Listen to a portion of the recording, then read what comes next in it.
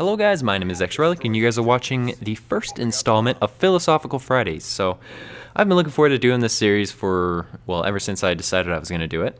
And basically what I'm going to do is this first episode I'm going to be talking about what philosophy is and what it attempts to show.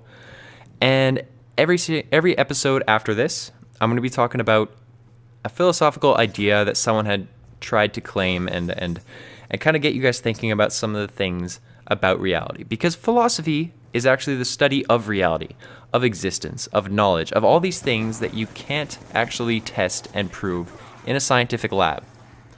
What philosophers do is they try to build arguments to reach a conclusion that then gets analyzed by other philosophers, and if an argument is really strong, that conclusion that they came up with becomes a commonly accepted piece of knowledge.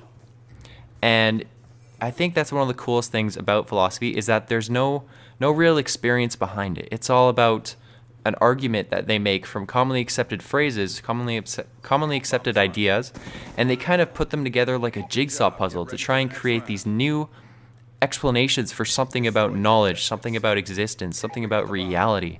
And at some point people will say, wow, your argument makes total logical sense.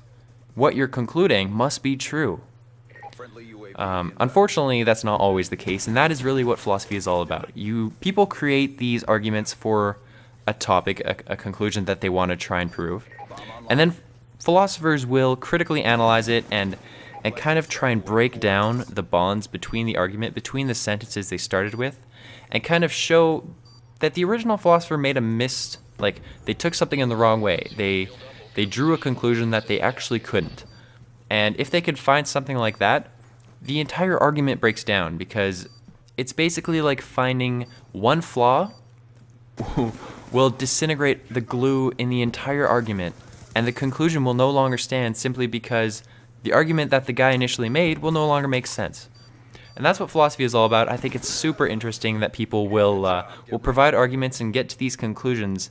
And these conclusions that I'm talking about, guys, they're not commonly accepted things. They're things that you would never, ever think about in your life unless you took a philosophy course and actually were taught that people analyzed existence and reality.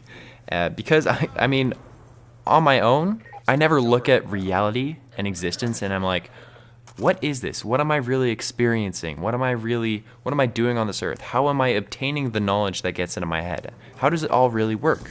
We just all kind of take that for granted, and philosophy really tries to explain it, but you can't explain it in any way except for providing an argument, because you can't see behind there. You can't test it. There's no way to do anything like that. I think that's one of the coolest things about philosophy. It also means, however, that any conclusion that gets accepted is never going to be definitively true, because the second someone finds one argument in anybody's previous conclusion, that whole idea disintegrates and we can no longer view it as an acceptable idea. The best way I can put the difference between philosophy and other scientific methods is that science kind of tries to explain and analyze and understand nature. Science is pretty much the study of nature, while philosophy is the study of the universe and reality.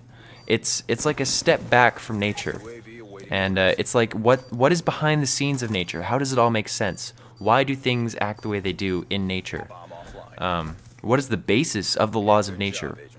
And I think that's one of the coolest things behind it, is because back in the day when there was no scientific equipment, there was no real scientific knowledge yet, philosophy was all they had.